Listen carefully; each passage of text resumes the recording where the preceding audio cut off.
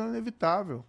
Agora, é aquela mesma história quando se vai discutir que não tem resposta sobre a questão lá do PCC, relação entre o PT e o PCC. Não sei se pode falar aqui. Não sei. Hoje em dia não se sabe, né? O que pode, então pode falar. Pula Você que diz aí, Igor. Eu? Não, por mim pode falar o que quiser. Não, pô. vou falar. Vocês já estão eleitos também, pô. Tá, vamos contar essa história então, que acho que é uma história importante.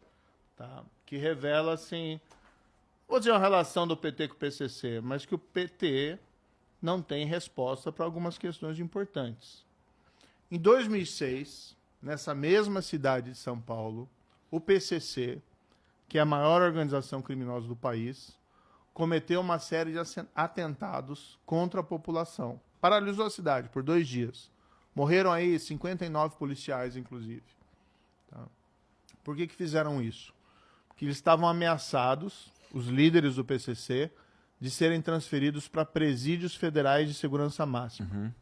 Tá? Presídios federais de segurança máxima são prisões que você não tem fuga, não tem celular, o regime prisional é muito rigoroso, são 22 horas na cela, é como se fosse um fim da linha para o criminoso. Eles estavam ameaçados de serem transferidos, cometeram aqueles atentados, e aí, pasmem, o que eles fizeram? Conseguiram não ser transferidos. Isso foi em 2006.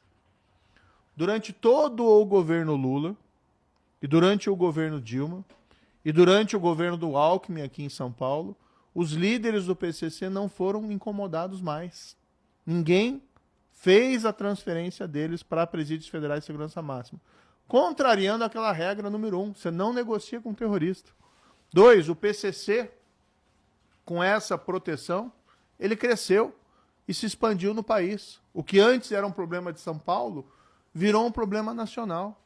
E você passa uma mensagem errada para o mundo do crime. Qual que é a mensagem que você passa? Olha, se o governo não tem coragem de mexer com essa organização, se eu sou um criminoso, o que eu penso? Eu quero fazer parte dessa organização. Isso fortaleceu o PCC. Quando a gente assumiu, quando eu assumi como ministro da Justiça do atual governo, isso foi lá em janeiro de 2019, a gente fez essa transferência em 2 meses. Diziam que era impossível fazer essa transferência, que ia ter um salve geral no país inteiro, que iam cometer de novo atentados terroristas, que iam matar um monte de gente, que iam virar o país de cabeça para o ar. A gente fez em 2 meses isso.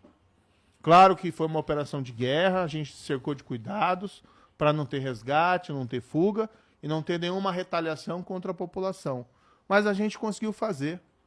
O que o PT, os governos do PT e o governo do Alckmin não conseguem explicar, e o Lula foi perguntado no debate, por que eles não fizeram as transferências dos líderes do PCC para presídios federais de segurança máxima. Eu já fui, Igor, juiz, corregedor de presídio federal. O primeiro que foi criado no país, em 2006, lá em Catanduvas, uma cidade do interior do Paraná. Eu fui um dos primeiros juízes corregedores lá.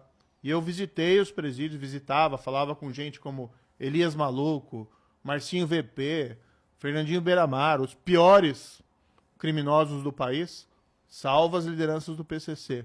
E a gente via que era inexplicável.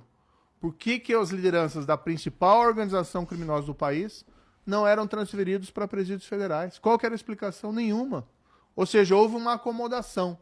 Não estou dizendo aqui que tem uma relação carnal entre PC e PCC, mas essa política do PT, dos governos do PT, de serem frouxos com a criminalidade organizada, isso é verdadeiro, isso aconteceu. E não conseguem também responder.